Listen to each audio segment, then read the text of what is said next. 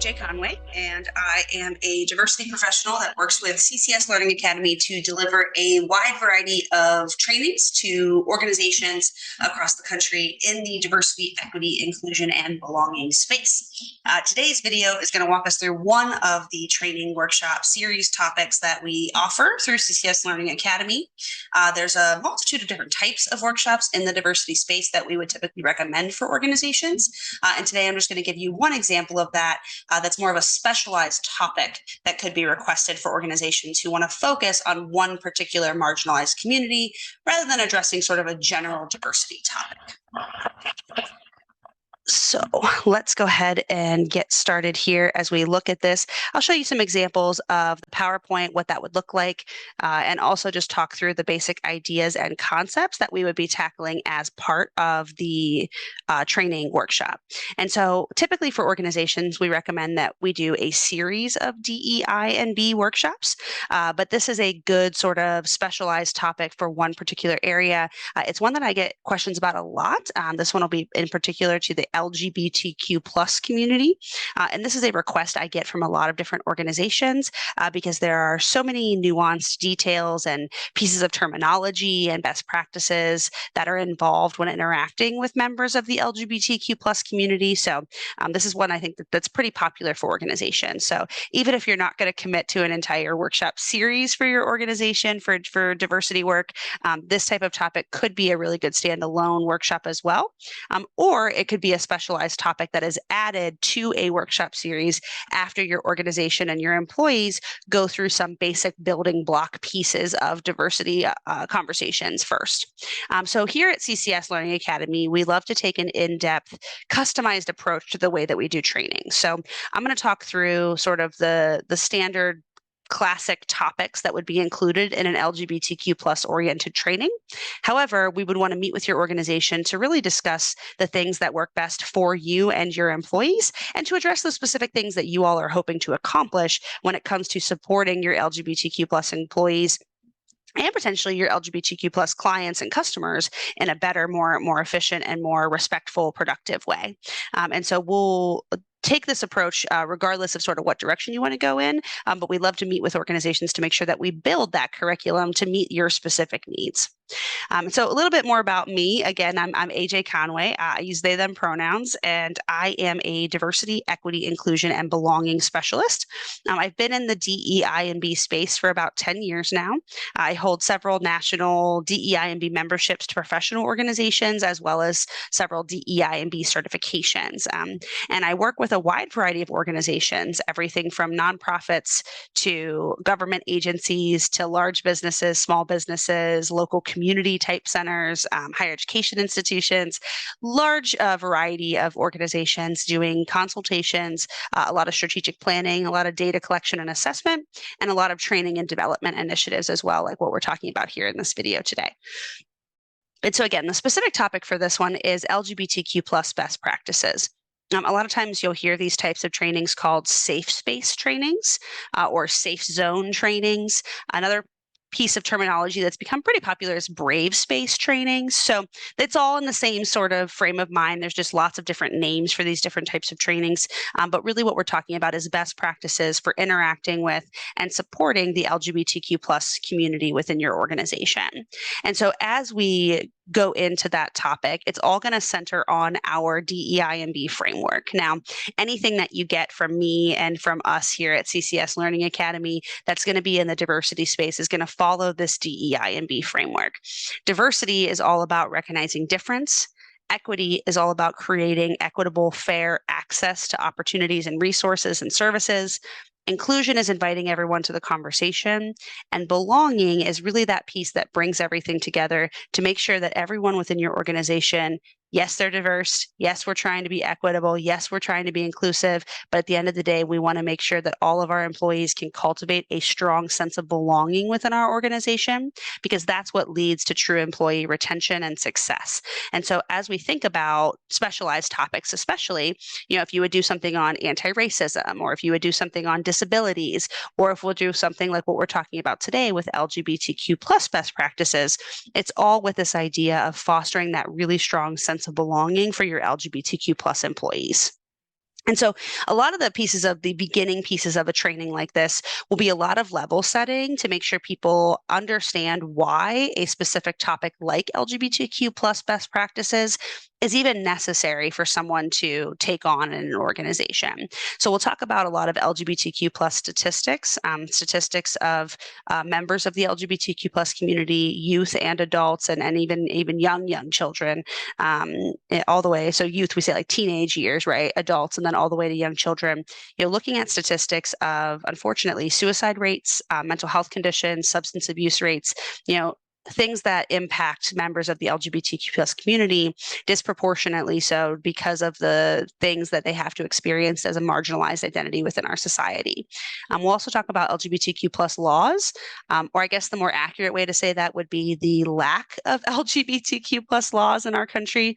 There are very few laws that protect or apply to LGBTQ plus people, even things that we would typically think of as discrimination laws, hate crime laws, employment laws. A lot of times LGBTQ plus people are not included in those types of protections. Talking about social impacts of LGBTQ plus identities and how people within the community are able to build connections and interact with people, especially in social and professional settings. And then talking really about the coming out process. Coming out is a very popular phrase we use for when somebody shares their identity with somebody else. That's what we call coming out. And a lot of times I find that people have the misconception that coming out is a one-time grand proclamation. Hello, I am LGBTQ plus. But really coming out is a process, and coming out is a lifelong experience for members of the LGBTQ plus community.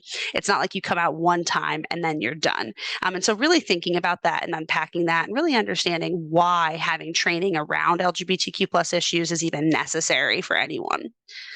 And then after we do that level setting, a lot of the conversation centers around our first impressions, biases, assumptions, and stereotypes that we might have about the LGBTQ plus community.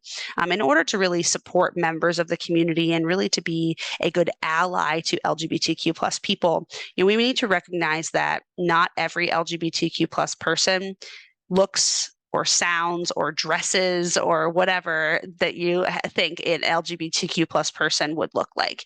They're not going to fit every single stereotype. LGBTQ plus people are as diverse as any other group of people in the world, but we have a lot of impressions and a lot of stereotypes about members of the LGBTQ plus community. And, those first impressions came from somewhere. So we'll talk through that, unpack that a little bit, talk about those stereotypes, and really start to understand and unpack really where those stereotypes come from, and understand that those stereotypes may be based on something that we've experienced at some point, but that those assumptions don't necessarily apply to every member of the LGBTQ plus community. And that's really important for how we think about supporting each individual person in the right way.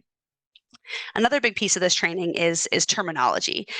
There's a lot of terminology in the LGBTQ plus community. And so really breaking that down as best as we can into categories so that it's a little bit easier for people to understand the multiple facets of identity. And so I have a document that I've created and that I've used for several years when it comes to gender and sexuality trainings. So it breaks down and helps people understand the difference between gender identity, gender expression, sexual attraction. We'll even talk about romantic attraction. We'll talk about sex or sex assigned at birth. We'll even talk about sexual behavior and how all of these different types of aspects of identity are different and how people can identify differently in all of these different categories. And then we'll also talk about chosen names and pronouns. It's a big piece, especially in most organizations. This is a really, really good place for organizations to start, allowing people to indicate a chosen name, allowing people to share their pronouns in some way, and then making sure that you have institutional policies that make sure people are using the proper names and pronouns for other employees. Those are really, really great places to start if you're trying to think about really tangible strategies for your organization to implement to show that you support the LGBTQ plus community. We'll talk through chosen names and pronouns, what that looks like, why it's important, and how your organization can really execute those pieces effectively. Another thing that we'll talk through is again, more terminology. We talked about sort of the categories of sexual and gender identity, but other types of terminology, especially problematic phrasing and problematic words that have been used a lot to refer to things in the LGBTQ plus community that are now really outdated and are now really offensive for a lot of people. So just breaking that down and making sure that people understand that certain terms that we may have used in the past are no longer acceptable, and also understand that terminology and language is constantly evolving, and talking through how we adjust to that on the fly and make sure that we're ready to interact with people in the most respectful way possible. And then the last piece of this type of training is allyship skills. So, we have entire trainings on sort of what it is to be an ally itself, and really how you build upon allyship skills. This type of training would wrap up with allyship skills that were particular to supporting the LGBTQ plus community.